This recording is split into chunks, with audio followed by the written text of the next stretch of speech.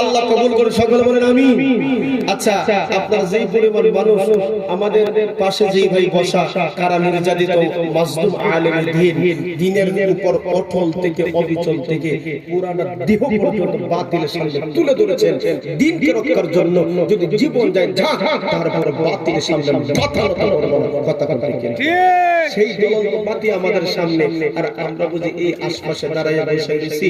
এটা হয় না, এটা হয় না। এই জন্য আসুন আজকে এই আলোচনা থেকে আমরা একটা সবক দিতে চাই, বাতিলদেরকে আমরা জানিয়ে দিতে চাই, তোমরা শুনো, আজকে তোমরা বাংলাদেশকে ষড়যন্ত্র করছো, কোরআনকে নিয়ে ষড়যন্ত্র করছো, আজকে হিন্দুত্ববাদ তোমরা প্রকাশ করার জন্য বাংলাদেশের বিভিন্ন কৌশল অপচেষ্টা করছো। অথচ আমরা ইতিহাস সাক্ষী তোমাদেরকে বলতে চাই, রাজা গর্গ